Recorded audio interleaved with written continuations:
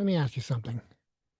If you could go back in time and sit next to the kid version of yourself, the one who feels behind, confused, or like he just can't keep up, feels like he's too much, he's too loud, doesn't really understand any of it, what would you say to him? If I had that opportunity, especially being diagnosed late in life and knowing that eventually I'd be diagnosed with ADHD, I've often pondered what it would be like if I was diagnosed earlier. You know, what would have changed in my life if that was the case? So that's what we're going to look at today. 10 things I'd tell my childhood self after being diagnosed with ADHD late in life.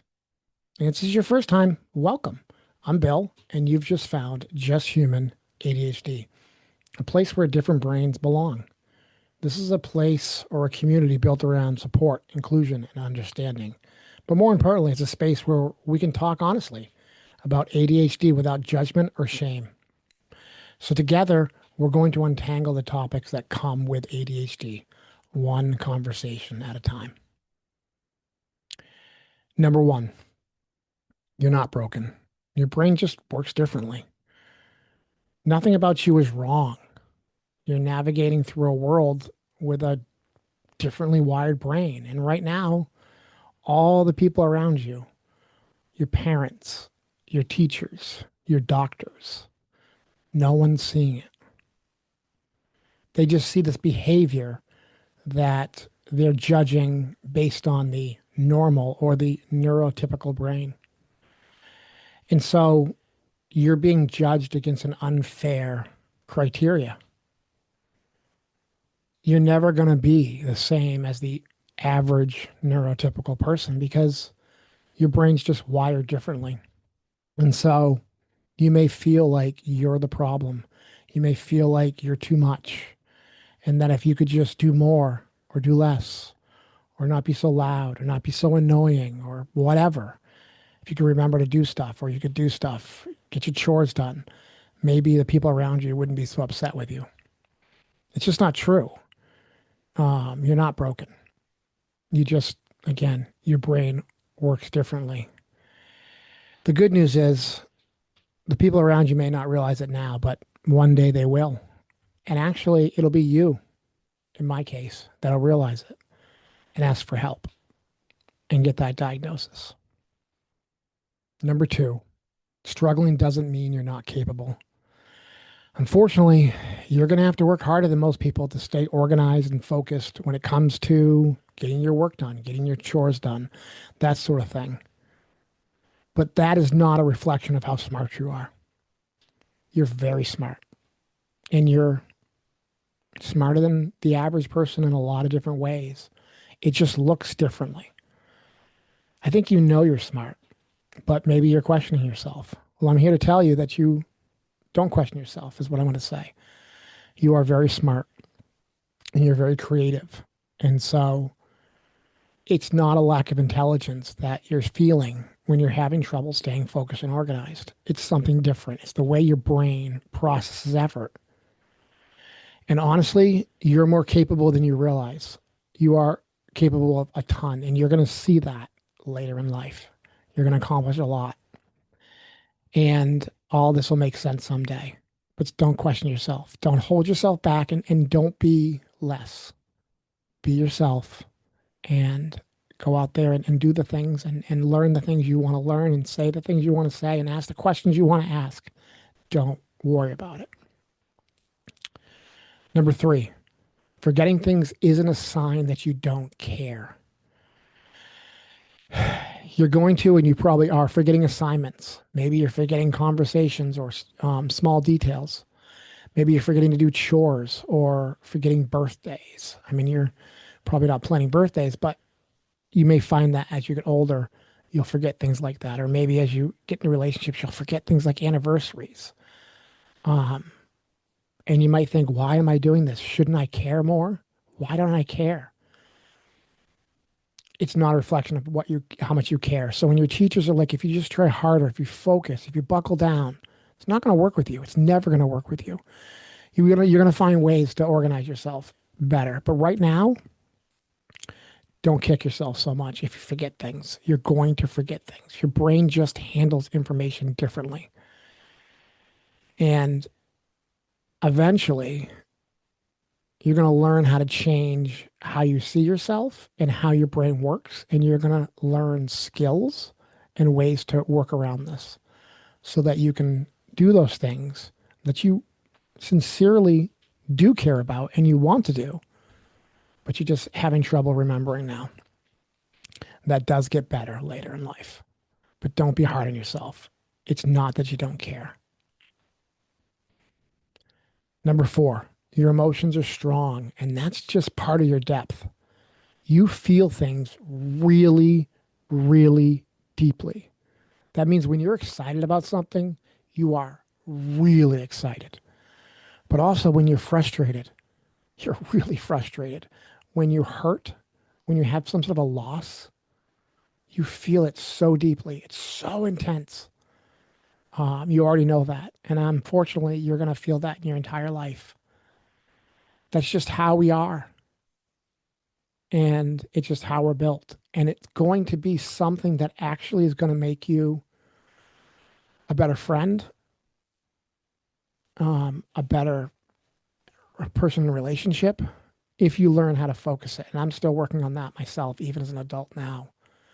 But that intensity becomes empathy and connection when you learn how to understand it and how to use it.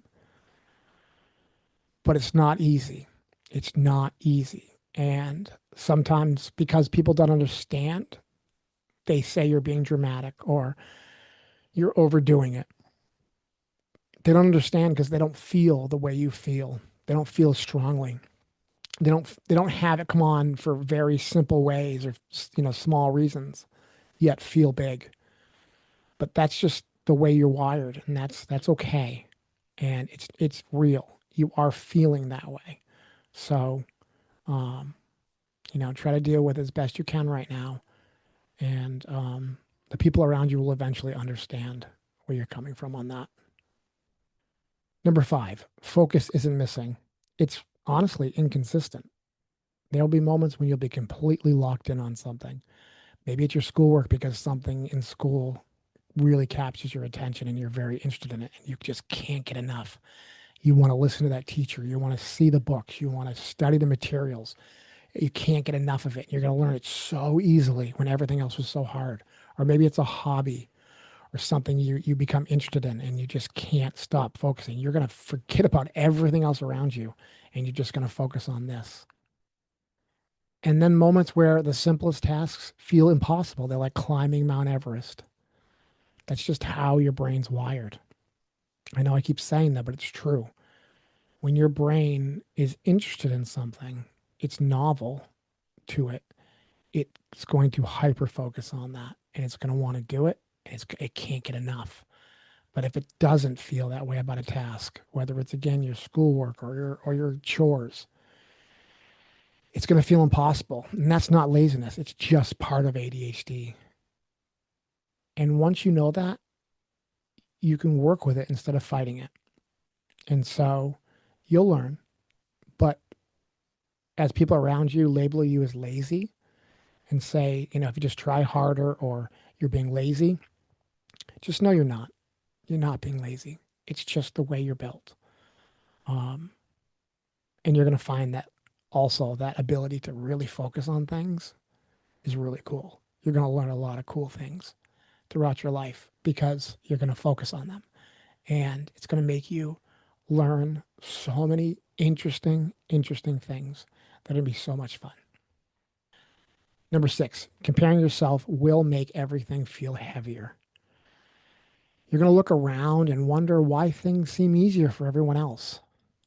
You're going to compare yourself to everyone else, your peers in school, maybe your siblings, your brothers or your sisters. In my case, my brother. And that was easy because my brother he's great. And he was the biggest support I had. But you're also going to compare yourself against these people. Why Aren't you able to do the tasks that they can do? Why don't you remember things and, make sure that you're doing certain things because you just can't remember? And so don't compare yourself to others. I mean, that's good advice in general. But when you have ADHD, you're not you're not that neurotypical brain. It's not a fair comparison, not a fair fight. You're completely different. It's literally comparing apples and oranges. If you compare, how an orange isn't red enough or, I don't know, white enough in the middle or it doesn't taste enough like an apple, it doesn't make sense. My child itself would probably be like, I don't know what you're talking about. Um, anyways, don't compare yourself. It's not going to help. Your path isn't wrong. It's just yours. Be yourself. Try to be better every day. And by being better, follow your passions. If there's something you like and you want to do, do it. And don't shy away from it. And know that you're not broken.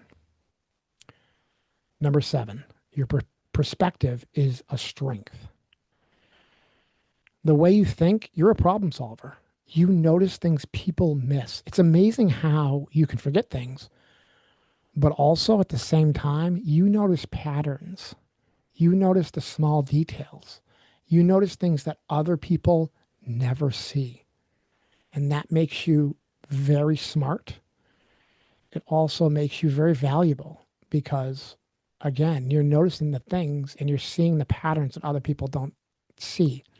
This is not a flaw. This is actually almost a superpower. Now, this is also going to come with some things. You're going to notice things that other people might not notice, and then you might feel some emotions based on it, like we talked about before. But know that this ability is very unique and very special. And it's one of the strengths of ADHD. And it's something that you should be proud of. Number 8, asking for help is part of learning. It's not a failure. And this is, again, good advice for everyone. But you don't have to figure out everything alone. You're just a kid. Adults don't have to figure it out alone, but you're just a kid. So if you need help with something, ask. If something doesn't make sense, ask for help. And if you find yourself having problems getting things done because you can't be organized or you're not motivated, or at least seems motivated because of the way your brain's working, ask for help on ways to organize, ways to remember. Adults may have tools that they can give you that can help you remember processes, that sort of thing. Don't be afraid to ask for help,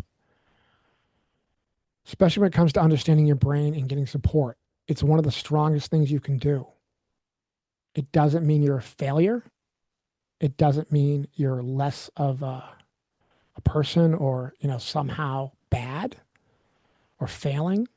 It just means that you need help. And if you ask, you might get some of this help earlier and start having less of these issues that are perceived issues, but also somebody might figure it out.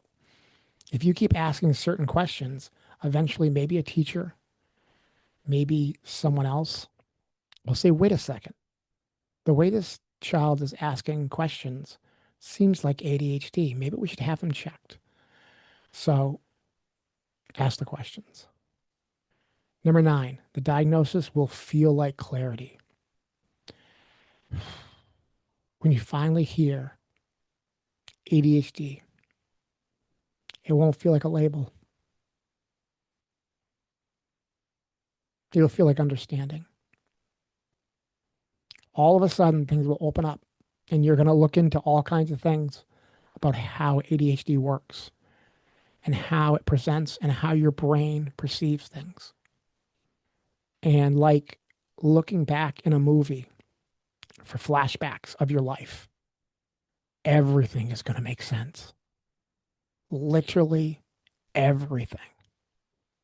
And you're going to go through some deep feelings because, again, we feel deeply. You're going to have some feelings of anger that nobody saw it, that you had to go through all the things you had to go through when somebody just could have seen it. But also relief that it finally makes sense. Like somebody finally explained a story you've been living your entire life that you couldn't quite figure out. And you might not even realize that something was off. You just felt like you weren't keeping up and you weren't getting it.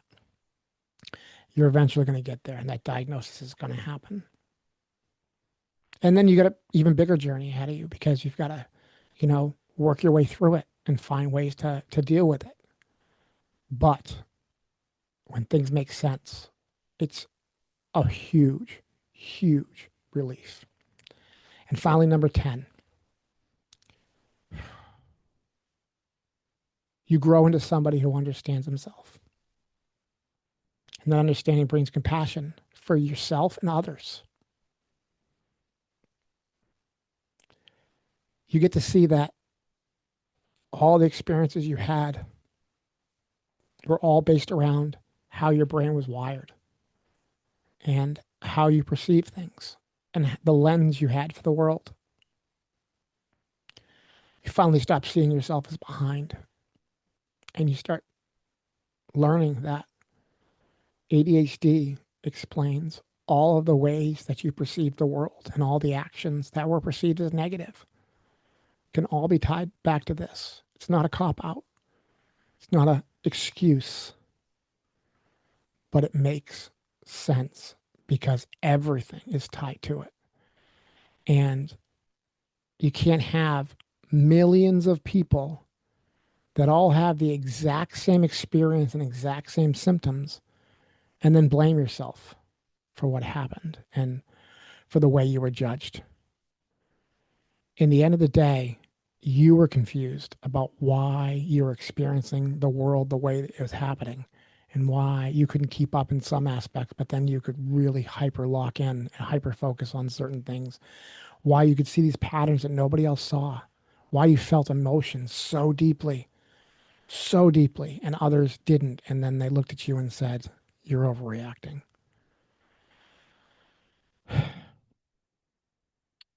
And then maybe, just maybe, you finally start seeing yourself as human.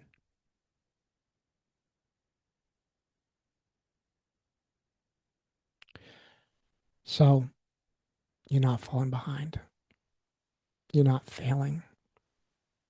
You're not broken. You're learning how your brain works.